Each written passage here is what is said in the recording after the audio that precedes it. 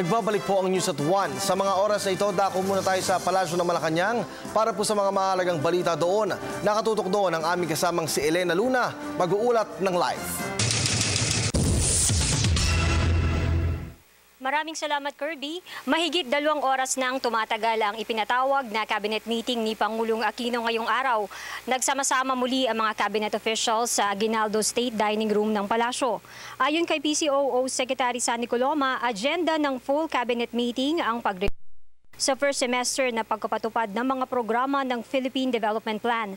Ang Philippine Development Plan ang framework na binuo ng Administrasyong Aquino para sa inclusive growth. Binubuo ito ng 6 na taong plano mula 2011 hanggang 2016 kung saan layon ang paglikha ng trabaho at bawasan ng kahirapan gamit ang mabuting pamamalakad at paglaban sa korupsyon. June 18 ang huling magpatawag ng meeting ng gabinete si Pangulong Aquino. Sa special cabinet meeting na naganap 2 buwan na ang nakakalipas, tinalakay ang housing project sa Eastern Visayas na sinalanta ng Super Typhoon Yolanda noong November 2013. Bahagi ito ng aprobadong Comprehensive Rehabilitation and Recovery Plan para sa mga lugar na tinamaan ng Yolanda.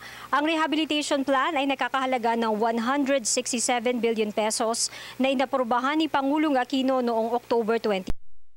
Katulad ng ibang mga cabinet meetings sa Malacanang, sama-samang nagdasal ang mga cabinet officials bago magsimula ang kanilang pagpupulong. Ang dasal ngayong umaga ay pinamunuan ni Agrarian Reform Secretary Virgilio de los Reyes. Ama, salamat po sa inyong pagtuloy na pagmamahal. Walang kumpay na pagkapaspas sa aming bayan. Salamat sa pagtitiwala at kami rin natin bigyan ng pagkakataong maging inyong katuwang sa pagkakanday ng isang masaganang Pilipinas.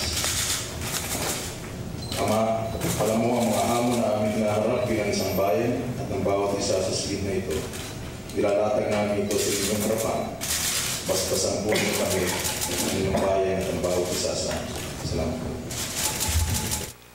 Ayon sa impormasyon, Kirby, na ibinigay ng PCOO sa Malacanang, wala nang ibang nasa schedule ni Pangulong Aquino ngayong araw matapos ang cabinet meeting na ito.